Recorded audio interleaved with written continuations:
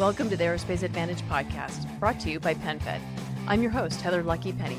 Here on the Aerospace Advantage, we speak with leaders in the armed forces, industry, and other subject matter experts to explore the intersection of strategy, operational concepts, technology, and policy when it comes to air and space power.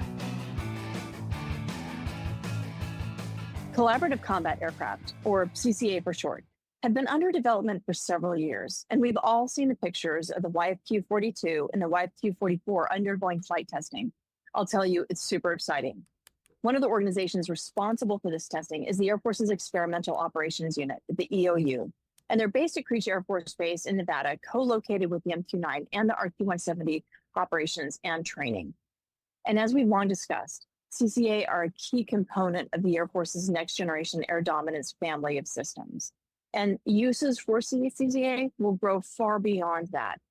But developing this new technology, the concepts of operations and the related procedures, especially at the scale and speed, is challenging.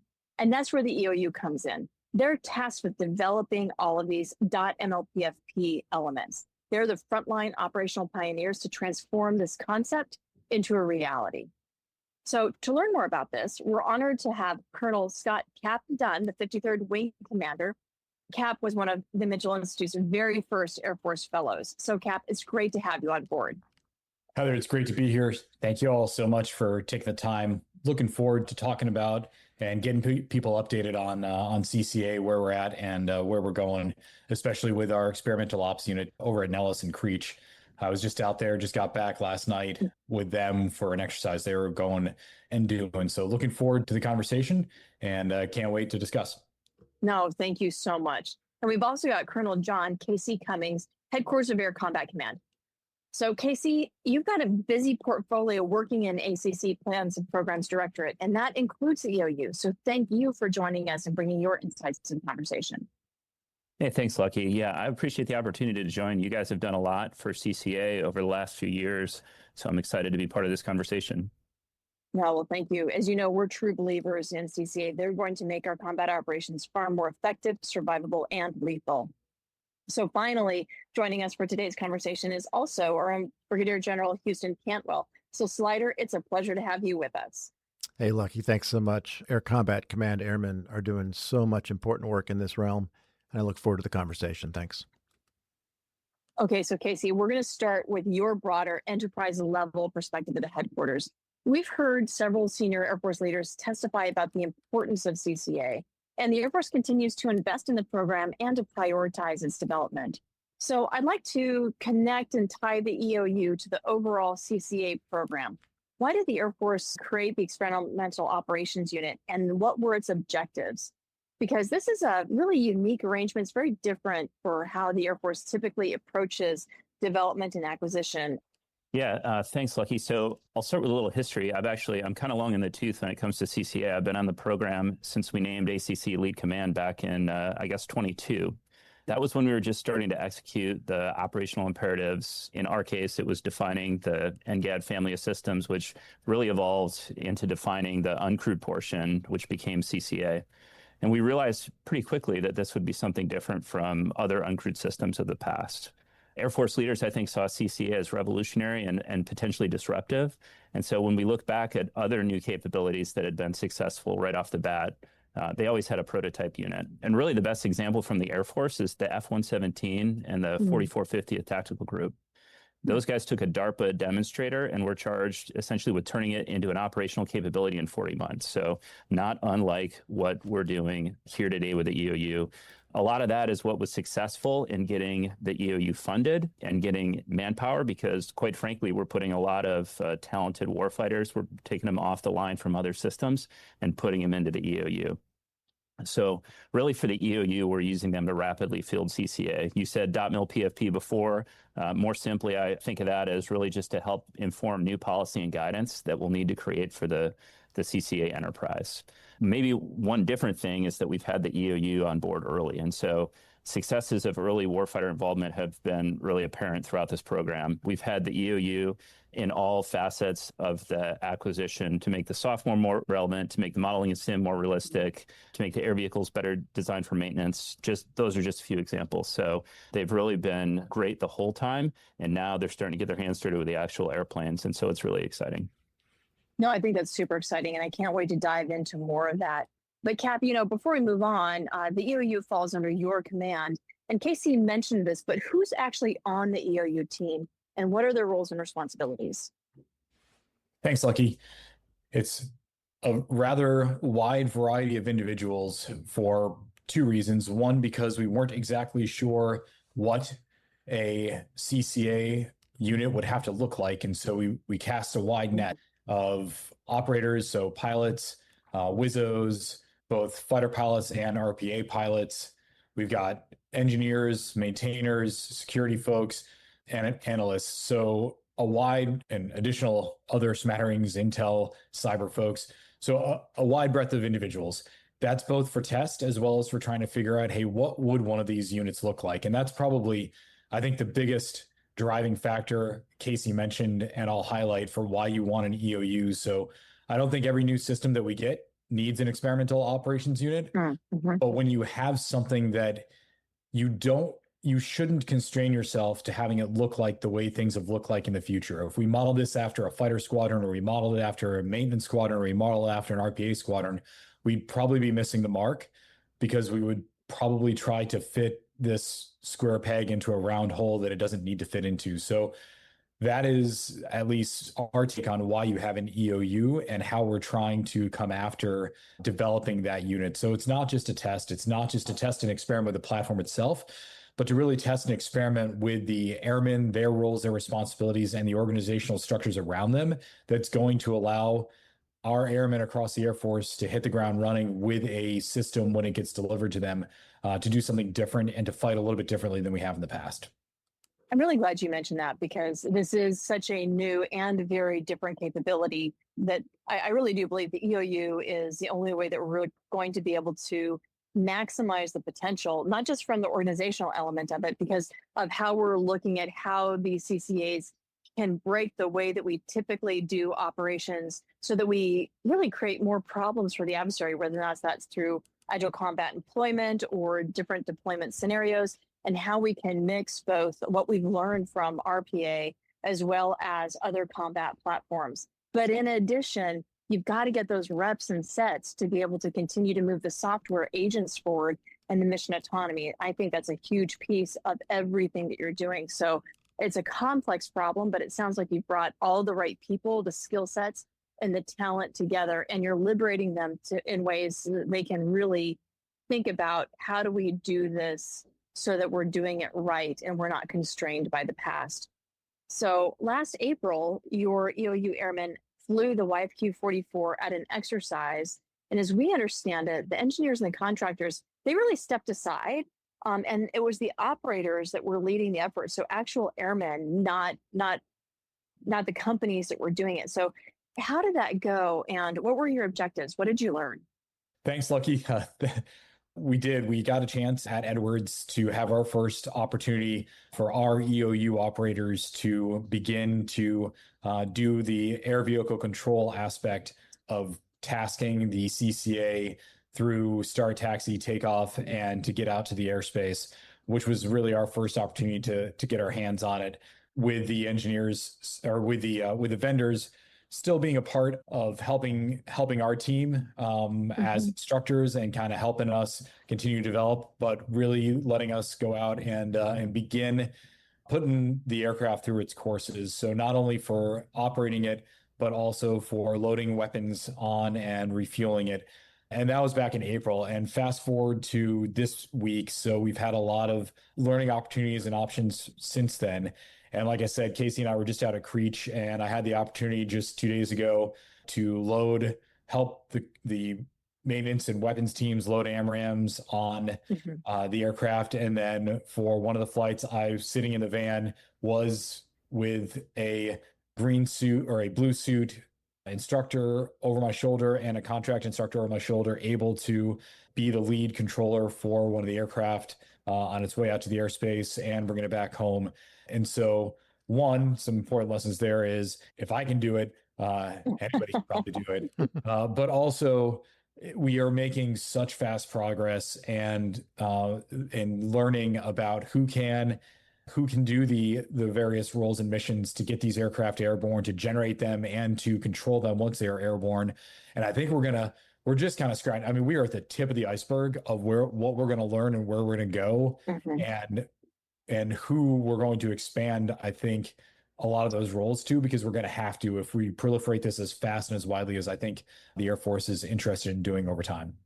Yeah, because with those weapons, I mean, we're going to be able to, if we have the munition stocks and we build up these munition stocks, we're going to have the ability to flood the battle space with weapons so we can really get the mass that we need.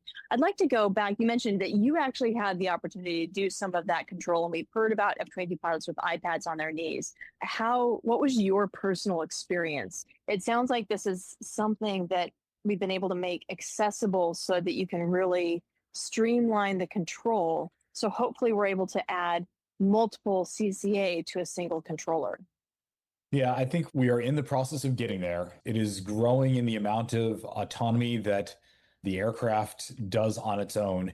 And I think we're going to get to a point, how soon remains to be seen, where I think we all need to get comfortable with the fact that it is semi-autonomous. And so there is a human-machine interaction, but the humans are not the pilots. We are not the ones flying the aircraft. Oh, no. Yeah. It's the algorithms that humans have been a part of designing and developing, but those are the things that are actually piloting, and the human piece is just controlling. And so I definitely think we are on a path, and an appropriate glide path to get there, whether it's from the ground, from an airborne command and control aircraft, or in the front seat of a fighter cockpit, or the back seat of a two-seater. All of those things are in the realm of the near future as we get going for how we're going to be able to use these. And yes, I definitely think it will be tasking and controlling more than one aircraft as we progress.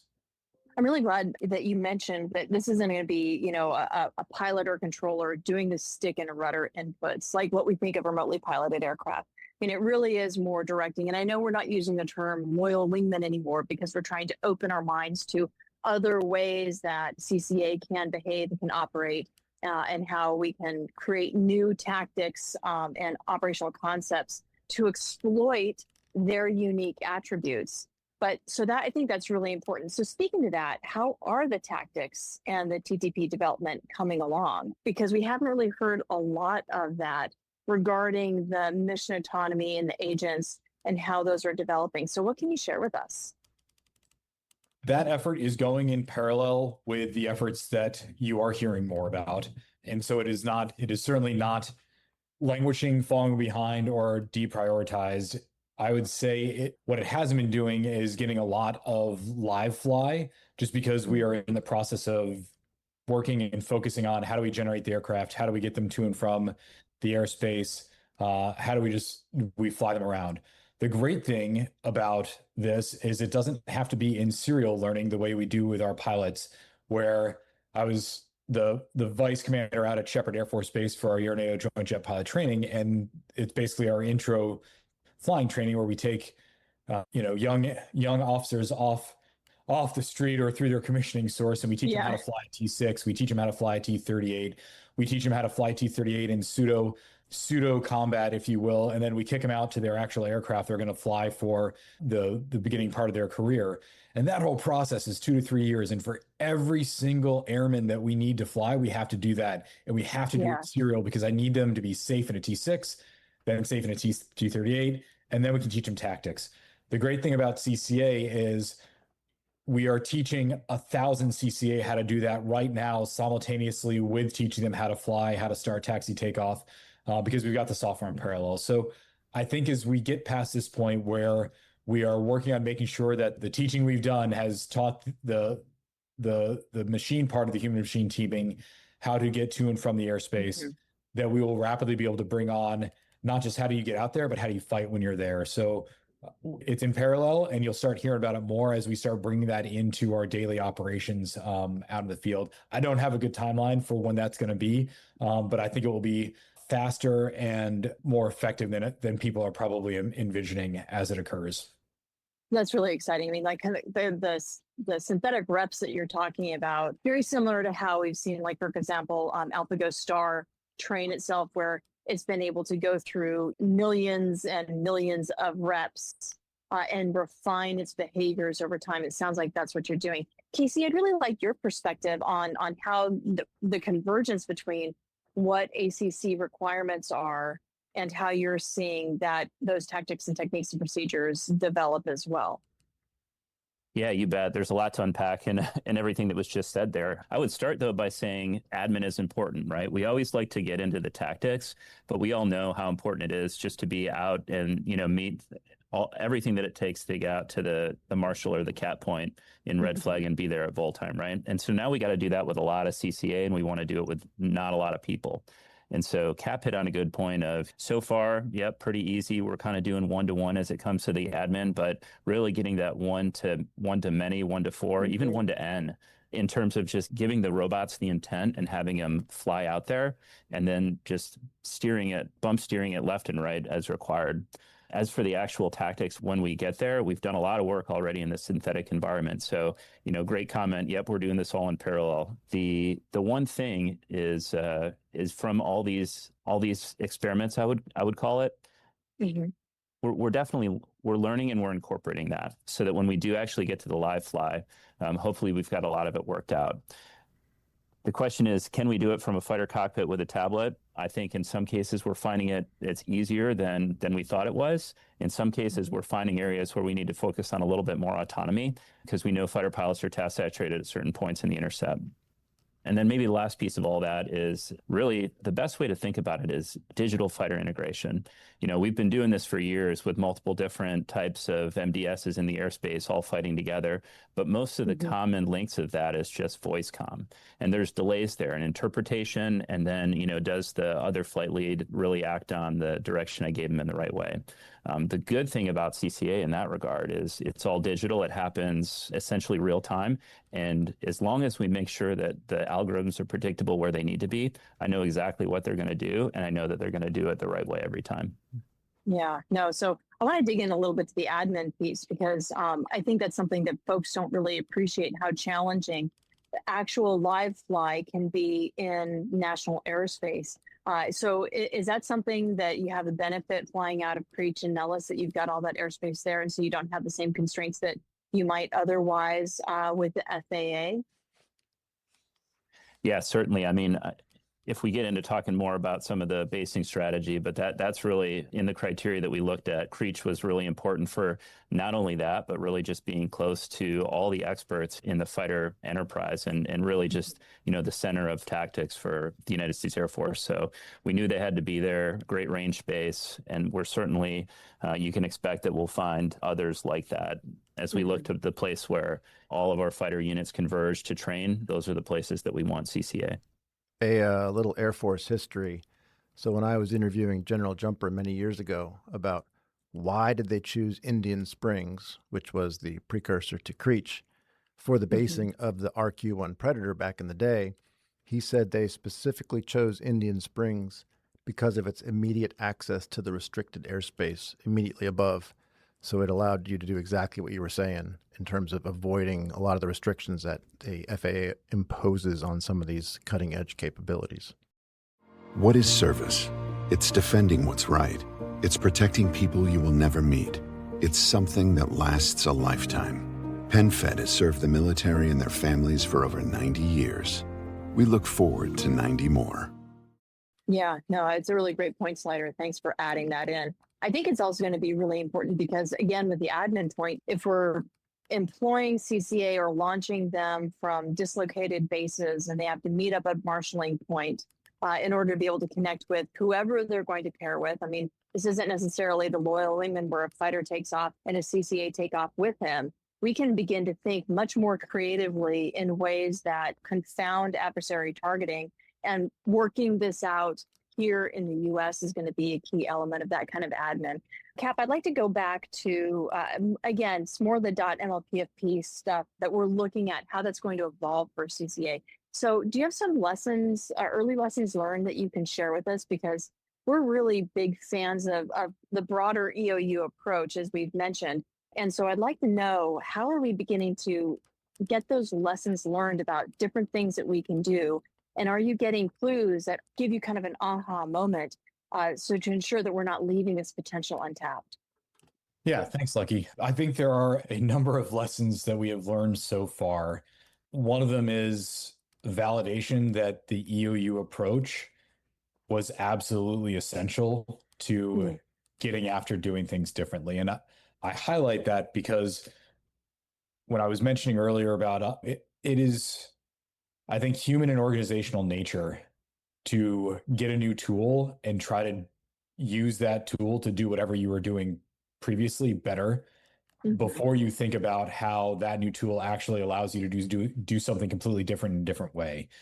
And especially for a large organization like the Air Force, we're going to try and fit new things into the systems that we have, the policies that we have, the approaches, the procedures, the regulations that we have. And so probably the biggest challenge that I've seen, and I'm sure KC will have thoughts on this as well, is convincing and I don't say this in a negative way, the bureaucracy, to look at things differently and to realize that it's just not going to do things the way we thought them previously. And so if one of the operational advantages of CCA is to have lots of them in lots of places or to move them around, we inherently have to have smaller footprints. To have smaller footprints of people and infrastructure, you have to do things differently. I can't have an individual specialized for every little piece of this aircraft: avionics, weapons, munitions, propulsion. I need to have airmen that understand all of those things, and they don't have to be as deep because of how commercial off the shelf and simpler these systems are. We're designing them to be simpler so that I don't need an airman that is steeped in knowledge of a single piece of this aircraft to be able to generate it. And so that multi-capable airman or multi-ready airman is key to the operational advantages that CCA will give us. But getting the organization to be okay with that, to understand that the regs that have applied to other aircraft that necessarily need to be the way they are probably don't need to be the way they are for CCA, and we're going to have to adjust them. I think another place is, just like you all were talking, the national airspace systems. The agreements we have for the FAA are focused on RPAs, but this aircraft is going to be different. And also within the Air Force, for how it's operated, it's not piloted. And so we have to understand who are the people that can control what certifications or training do we need for them to be able to move these aircraft around the theater and to and from. So those are the big lessons I think we're learning so far. I think we're starting to dip our toes in. What does a unit look like? What does that unit need to do? How often do we need to fly these? With whom do we need to fly them? And at what level do we need to integrate them, and how frequently? And that's kind of the next step of, I think we're going to get good learning out of as we start to get more of them and employ them. Mm-hmm. Oh my gosh, you bring up so many good points, Cap, because as you look at an autonomous aircraft or a semi-autonomous aircraft, I mean, not only do you need to think about the organization and the multi-capable airmen, but the fact that you can either update or change out the mission autonomy of the aircraft. So like one day it's specializing in perhaps air-to-air, and the next day perhaps it's specializing in electronic attack. I mean, that really provides us a mission flexibility in the broader integration, as long as the physical attributes of the platform meet the mission needs, right? But it's just so fascinating how you're attacking and developing the future of these aircraft and how that's going to feed back into the mission autonomy. And I think you're absolutely right. We cannot allow policy in the way that we've done things for manned aircraft constrain the potential in the way that we use CCA. So Slider, on that note, I'd like to dip into your knowledge and experience, because your time with MP9, the RQ4, and all the other RPAs that you've operated and commanded, I mean, we've seen those rapidly evolve and develop, not just in their technology, but how we've used them. So how does this real world use, like what the EOU is doing now, we get these new concepts? Because we need to capture those and expand their application. Yeah, we absolutely need to do that, Lucky. And, the MQ-9, it epitomizes what you're talking about in terms of there was never an actual original requirement for the MQ-9 to be this persistent strike aircraft. It has evolved along the way. And the way we did that was by deploying them downrange and letting them do the JOB. And as they were deployed, we saw that the MQ-9 proved the power of persistence during the global war on terror.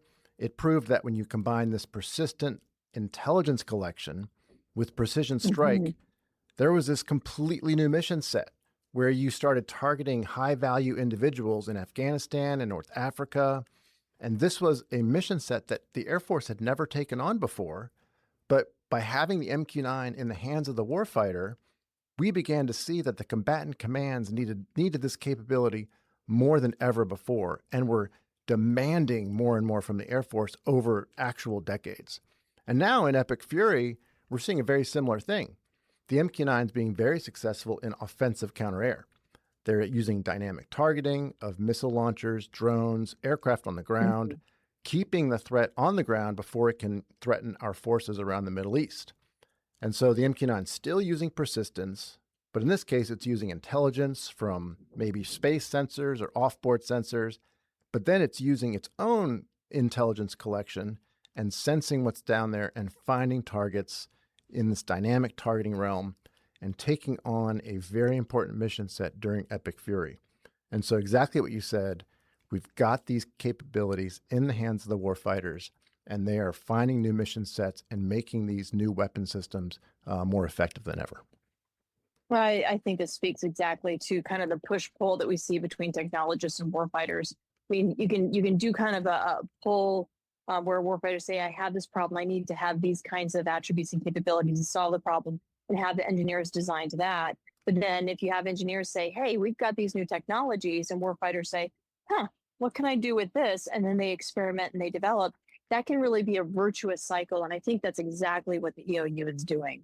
So we've talked about how CCA have the potential to change so many aspects of combat aviation. And with all of this potential, undoubtedly, a revolutionary weapon like CCA is going to hit some cultural headwinds. We kind of saw that with the MQ-1. Either there were naysayers or the folks that didn't believe in the technology. And also, any new technology is going to have challenges and hiccups, and that just creates openings for these folks that poo-poo the potential. So I'd like to know from you, especially because you're at ACC, what adjustments need to be made so that warfighters can adapt culturally and really embrace this capability as quickly as possible?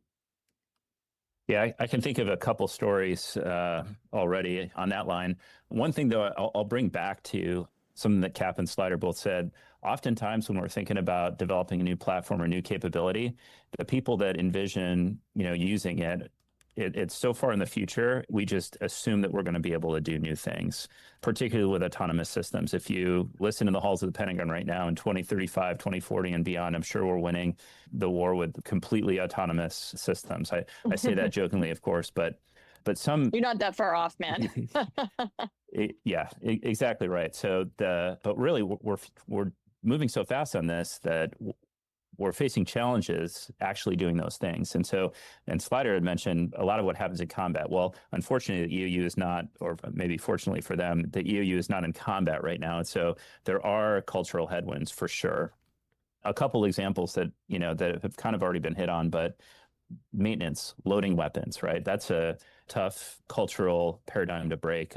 We have to have very specific maintainers for every type of maintenance that we're going to do. And rightfully so in the past, because we had really complicated airplanes that we need specialists on each individual part. But if we're talking about taking these to remote locations and operating them with small teams, we really just need that generalist maintainer. So we need everybody to be able to do everything. And I'll quote my favorite A4 who said, it's not about the AFSC, but it's about making sure the humans are properly trained. And so we have leaders in good places that are making good decisions that are helping out, but there's certainly cultural challenges in breaking through those barriers that really takes leadership oversight. And maybe an example on the ops side, Cap talked about how we don't really fly these airplanes. We just command them to go certain places and they go there. And so we propose to use a navigator or a WISO to control the airplanes. And so we're facing headwinds on that. We might be able to do it in a training aspect, closely supervised, just to get the data, but really just kind of thinking outside the box and what can we use different training pipelines and or airmen for? Because again, going back to, it's not about the AFSC, it's just about making sure that we train them properly. And so policy involving reciprocity between the FAA and the Air Force or the services, all of those things are going to be challenges along the way that we're going to have to deal with.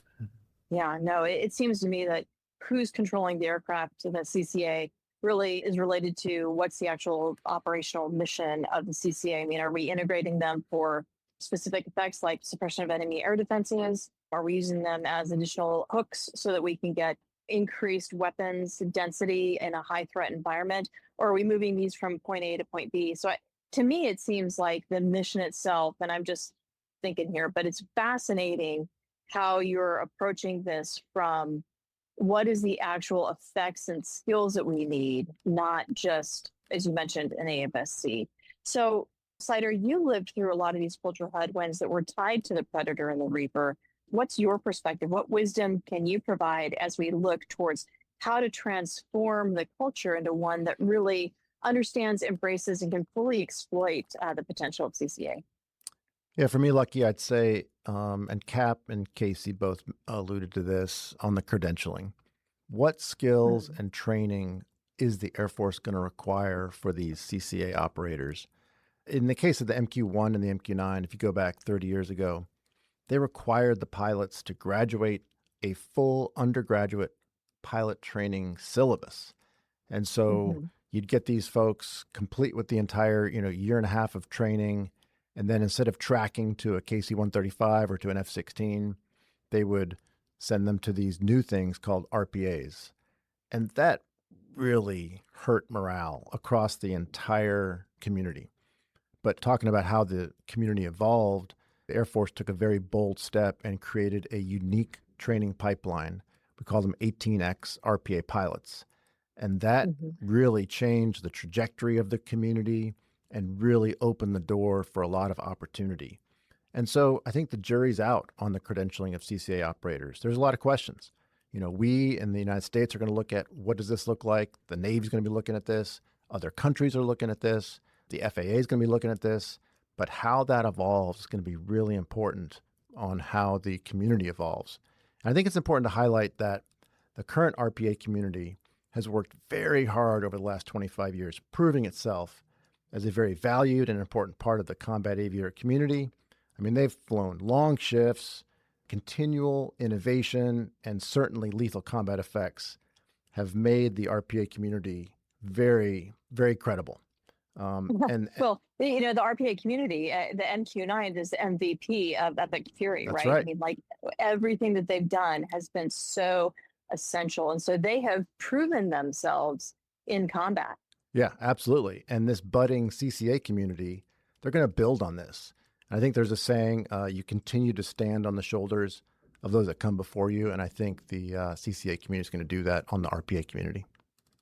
Yeah, so I'm just curious, Casey and Cap, how you're seeing this, because I guess I had always sort of envisioned that because CCA would be tightly integrated with the combat forces that they were supporting, that they would likely be controlled by those manned aircraft in support of whatever that mission objective might be. But now I'm beginning to think, are you considering having specialized CCA controllers that are not part of that combat air crew, so that they're doing something different that might be coordinated but not as tightly integrated? Or is the answer it depends? Yeah, so maybe if I can jump on that one. The one interesting part about doing this job for 4 years is it's been an observation that CCA means different things to different people. Rightfully so, it's a new weapon system. And so I frequently find myself starting conversations with, well, what does it really mean to be collaborative? What is a CCA? What does it do? And I think where we've kind of landed is we've built this autonomy architecture that includes something called roles-based access control, right? It's not uncommon for software, right? I can't log in as an administrator and load Zoom on my government computer, right? So that's why I'm here, on my personal computer doing this podcast. But in the same way, not everybody that talks to a CCA is going to be able to tell it to do everything. So we come from the culture of RPA where the pilot is in the loop between the airplane and whoever is asking it to go do something. And with CCA, we're trying to remove that. So it'll get commands from different people, from maintenance, from air traffic control, from operators, from fighter pilots, from a lot of different folks. And then the autonomy essentially will sort that out using its hierarchy that we call this roles-based access, and then figure out exactly what action that the CCA needs to take. So that provides a lot of opportunities, actually, because I don't need to train every single person cradle to grave on CCA. I just need to train a few people that are already doing their jobs, how they do it with CCA. So that's a huge opportunity that we have in this platform. But again, it's something that we haven't done before. And so it won't be without challenges as we look to take on that concept. Yeah, no, it's interesting now that you're saying that, Casey. I'm imagining, I talked previously about is it dependent on what the mission is, but it might actually even just be down to the phase of flight. So very similar to how we can see RPA pilots hand off the aircraft and control of the aircraft to another ground station. We might potentially have the opportunity for CCA to be coordinated and directed and controlled for navigational purposes to meet up at a marshaling point and then do a similar handoff. And so that roles and permissions I think creates, again, very interesting possibilities for how we employ these, especially in a contested environment. So Cap, I'd like to swing over to you because the 53rd constantly tests new weapons and capabilities, and we're doing increment 1 right now for CCA. How do you see increment 1 in that mission integrating into the combat air forces, especially in light of the previous part of our conversation? Are there any red flags, or are you really bullish on this integration? Awesome. Thanks for the question. I will answer that by adding a little bit to the previous 2 comments because I think they all kind of fuse together. Yeah. And by the way, I don't mean red flags. I really mean where are there technical risks? Are there policy risks? I mean, that's really what I'm getting at, because any new technology has risks. Yep. Any new technology does have risks, without a doubt. There will be hurdles, there will be challenges, there will be stumbles, there will be falls, and then we'll get right back up and we'll keep testing because that's what we do. Yes. That's the great thing about test, which is why I love it so much. All right, so I apologize in advance for a fairly lengthy answer to cover a few of the things that were talked about before. I will also go for it, man. All previously lengthy answers, but this will probably be a lengthier one than the other lengthy answers. 1, I completely agree with the phase of flight. So I was just talking to my EOU squadron commander about it from my limited time controlling the aircraft for a few minutes, and then looking at some of the challenges we've had with policy on who is controlling this, both within the Air Force and coordinating with the FAA. So I completely agree. There will be different phases that different people with different certifications or training will have to operate, because you can't get 1,000 of these or whatever number we end up getting and have a pilot controlling it what we consider a pilot controlling it through every phase of flight. We will not, that will be unobtainium with our numbers. So we have to accept that the controllers will not be certified pilots that spent 1.5 years, 2 years getting spun up on how to hand control an aircraft. And we're not doing that for a few reasons. 1, because you don't need that. And 2, because you can't have that because you have too many people. So I agree. There will be people who will be certified to start taxi takeoff. There will be people who will be certified to get it to where it's going. And again, that's Cap's opinion from my communication with my team, what I would recommend as we go forward. Culturally, the other huge thing, I think, between CCA and I'm going to branch out, but I'll come right back, asymmetric capabilities, so UASs. I think we have an opportunity as an Air Force to make huge cultural shifts with the mindset along the lines of every Marine a rifleman, of every airman an airman, where the skill set and the barriers to entry to do these things argue for pushing the knowledge and the training and the certification down to much earlier levels and a much broader perspective of human beings who can maybe put together and launch a small UAS or load and refuel a CCA or control it airborne. So I think that is a different place where we can look at where we go in the future. But as opposed to what Slider was talking about in terms of the culture of building a pipeline, I think we go the opposite way. And the pipeline is the pipeline for the Air Force. And we figure out how to and what level we need to get airmen across the service ready to go. Because then you can have CCA or UASs launched or landed anywhere, and you can turn them and fly them again. And that creates a giant strategic challenge for whatever adversary we're facing. All right. Sorry, I want to get that piece out. In terms of red flags, I see a lot of red flags in the future. I see them at Nellis every few months as these aircraft participate in Operation Red Flag with our manned platforms, both for us and the partners. I am bullish on the capability these will bring. I am extremely bullish on our ability to bring them to fruition in a timeline that matches with what KC is planning for in terms of capability requirements, what the Air Force is expecting based upon how it's planning on planning for these. There will be challenges. There have been, there will be, but we are learning and we are overcoming them. And we've got an incredible team out there at Creech that are tackling every single problem as they come along. And it's a team not just of my folks, but with the vendors, with our DT partners, with our AFMC partners, to keep moving forward. So yes, there will be challenges. I do not see any red flags that says we're not going to ever get there. The last thing I'll throw out there is I've seen various talk and posts on various websites, probably for decades, since I was at the Mitchell Institute, about how, there are cultural barriers of pilots who just want to keep our kingdom going. And we don't want to, the next fighter platform is not going to be manned. And everybody was up in arms that the F-47 is manned. And it's because pilots obviously don't want to give up being pilots. And at the risk of, of hypocrisy or being a part of the problem, that is not the case. Like, we have pilots and we have we have humans in the loop at various places because there's a value added to the decision making, to the 3D perspective, to the piece that the humans bring to it, that is not about defending rice bowls or defending the pilot mafia as much as it is. It's still important. And so I would love to never have a pilot be at risk of dying, or if a machine could do it better, have that machine go out and do it for us. But I don't see that being the case. If the only red flag I see is that is not going to be a reality, at least while I'm in the Air Force. And I don't imagine it being a reality for decades to come, because there's still essential elements that the human brings. It'll be in different places and it'll have different things that they're doing, but we're going to have human machine teaming for a long time in the future. Yeah, no, Cap, I'm really glad you said that, because as you mentioned, there's some folks that think that, fighter pilots are just defending their white scarps. But the fact of the matter is that there are values that human cognition brings at the forward edge of the battle space. And there are elements where the human machine teaming, where it's totally appropriate to have the human further away from the edge in coordination, both in coordination with these unmanned assets, uncrewed assets. And so it's about, what is the mission? What is the machine capable of?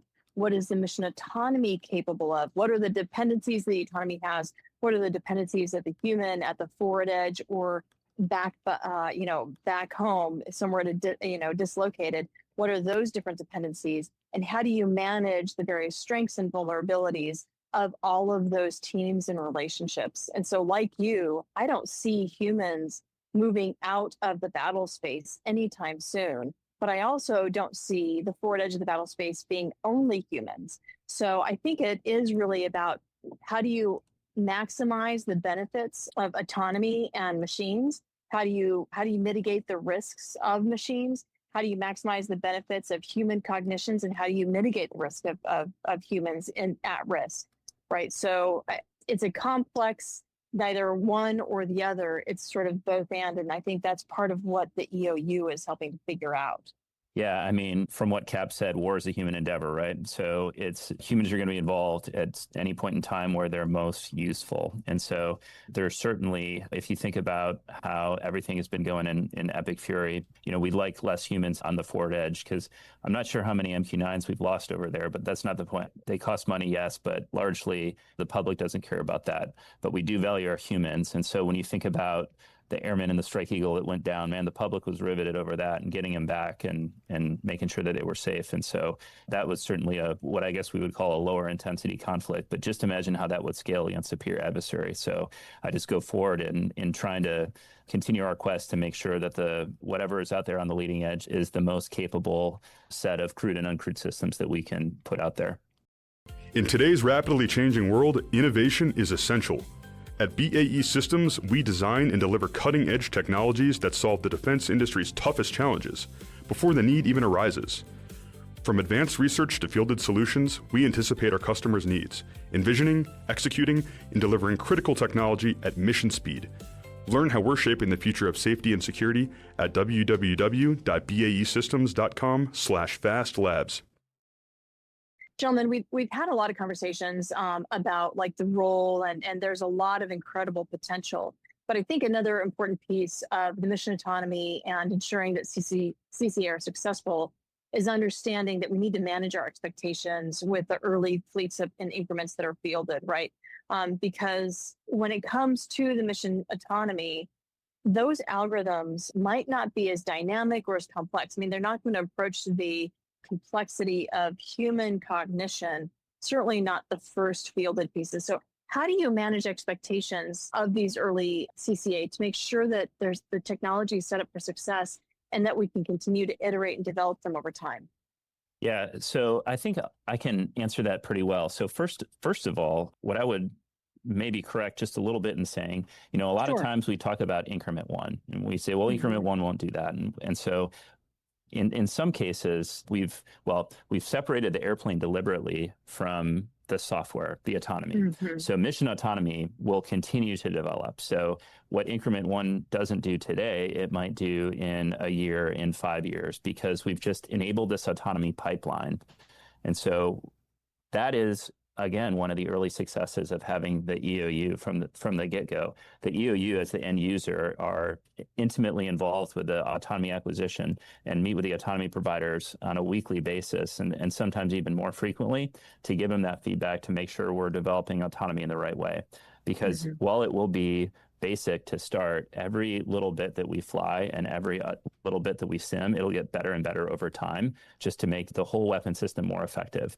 And then maybe even at some point outgrow the increment one airframe, and we'll need a new dust cover for the autonomy, as we like to put it. So, no, that's really fascinating. I'm really glad that you said that, Casey, because for example, if we take the F-16 that I flew and the F-16 that's flying today was not, my granddaddy's F-16, not how the aircraft was initially fielded, and is not just the blocks, but it's the upgrades and how we've been able to add capability over time. And I don't think CCA is going to be any different. So starting out with, I hate to say this, but a minimum viable product, and as the autonomy continues to grind, we're able to deliver more and more capability. And this might be even more important when we go to combat and we begin to see how the adversary actually behaves with their war reserve modes, new capabilities. And there's always that cat and mouse game of move and counter move that we're going to learn from. And because of the autonomy and the fact that it's software based, that we should be able to even more rapidly respond to that. Hey, Lucky, I would add to this a little bit. So the other thing, I think we need to cage expectations. So, if people are thinking the movies where all of a sudden the hangar door opens up and there's this sleek robot aircraft that talks like Kit from Knight Rider and is a ready-made killing machine, and you go out and the first time it flies, it's dogfighting, and even Maverick can't hold his own against it no matter what aircraft he's flying. If we set sounds like Top Gun 3. Yeah, we said that'll be Top Gun 3. No kidding. It may already be. I don't know. That will probably set people up for a lot of disappointment. But I would also have the parallel, like for one of our ops units, when they get a wingman from the B course, do they expect him to step off the plane and all of a sudden look like Maverick, ready to go dogfight and kick everybody's butt? Or do they expect somebody that they're going to have to grow and teach and mentor to become the mission commander or instructor that we all know that young pilot probably can be? And if we cage the expectation like that, I think we'll be better off. We talk about pipelines and how challenging it is for us to create and catch up with the pilot shortage that we have because we have a pipeline. The CCA and autonomy is not a pipeline. It is a tide or a tsunami where it's not just a small throughput in one linear fashion. It is a broad throughput where, again, and I mentioned this a little bit earlier, I'm not training one pilot for one aircraft for one time. We're training an entire autonomy system for whatever aircraft we need to put it in, like Casey just mentioned, for all time. And it's going to keep changing and it's going to have to improve and adapt, but it doesn't start over with each new system. And that is going to be hugely powerful when and if we need to scale up U.S. combat power. Yeah, no, that's a huge important point, Cap, because, if you lose a CCA and you build a new one, it's just as capable as the CCA you lost, as opposed to is the humans. Like you said, we have to train them and continue to grow them. But both pipelines need to be valuable, and both will have a different adaptive cycle that gives each one of them unique benefits and advantages. And so doing that human machine teaming is, I think, how we're going to optimize the lethality of our Air Force. It's not one or the other, it's both. And it's how do we maximize the benefits of the unique characteristics of both the machine and its autonomy and the human who is teaming with it and controlling it. The only thing I would say along those lines is, like, I had this in one of the other responses, but the scalability of autonomy in the way that we're talking about is where the huge potential lies. Because when you look at just the fighter enterprise in general, we can't produce enough sorties to train our pilots or really absorb pilots into that enterprise. And so the training for one is training for all is actually really powerful. And it's what will allow us to eventually realize cost savings from this platform by simply flying them less. We'll fly enough on a daily basis to train our pilots, to integrate with all of that. But the potential is only limited by our imagination in terms of what we can do in terms of scalability in that fashion. That's fascinating. And I agree across the board. So we're coming up towards the end of our time block. Was there anything else that you wanted to say, any takeaways that we didn't cover in the previous conversation? I think the only thing I'll pile on is, just like you've mentioned a few times, Lucky, it is going to be the human machine teaming that will be essential, whether or crude uncrewed, however we want to call it. But that wedding of accentuating the strengths of each, mitigating any sort of weaknesses or vulnerabilities that either one has, that is really going to be the secret sauce for really the future of air combat, and certainly how I think we integrate these going forward. And that's not just in the air on the front leading edge with, pilot controlling 4, 8, or N of these. That's throughout the entire process of generating, flying to and from the airspace and fighting. And it's going to be how and where do we best use humans? What skill sets do we need to give them? And where can they pair with the CCA to maximize our lethality across the joint force? Slider, you've lived a lot of this in terms of being on the leading edge of remotely piloted operations and uncrewed systems. What kind of wisdom do you have for our listeners at having been part of this conversation? I mean, how should the American public, how should the Hill, how should airmen begin thinking about CCA and what it can bring to them? Yeah, Lucky, it just warms my heart to hear both Cap and Casey talk about how cutting edge this work is. RPA in itself was cutting edge by removing the pilot from the aircraft. But the MQ-9 and the RQ-4 were still, everything that those aircraft did was controlled step by a pilot. And so now the fact that we are allowing machines to take on an even greater role when it comes to decision making, I think that it warms my heart to hear these experts talk about how deliberately we're looking at what decisions should the machines make and what decisions should the human continue to play a role in. And it's a really exciting time to watch this develop. And it's really exciting to see how we're going to maintain an advantage over our adversaries moving forward. Thanks. No, thank you.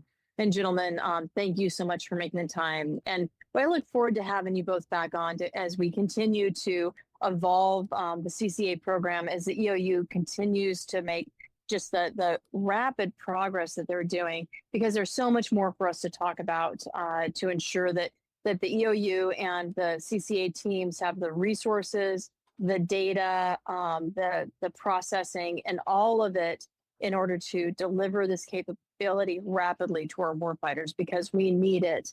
We need it yesterday. So thank you for all of the work that you're doing. Thanks, Lucky. Thank you and the Mitchell team. Looking forward to additional conversations with y'all, and looking forward to our continued partnerships. Yeah, thank you, Lucky and the Mitchell team. Really appreciated the time and enjoyed the conversation. Thanks, Lucky. The importance of this conversation can't be overstated. Appreciate the opportunity. And with that, I'd like to extend a big thank you to our guests for joining in today's conversation. I'd also like to extend a big thank you to you, our listeners, for your continued support and for tuning into today's show. If you like what you heard today, don't forget to hit that like button or follow or subscribe to the Aerospace Advantage. You can also leave a comment to let us know what you think about our show or areas that you would like us to explore further. As always, you can join in on the conversation by following the Mitchell Institute on X, Instagram, Facebook, or LinkedIn, and you can always find us at mitchellaerospacepower.org. Thanks again for joining us, and have a great aerospace power kind of day. See you next time.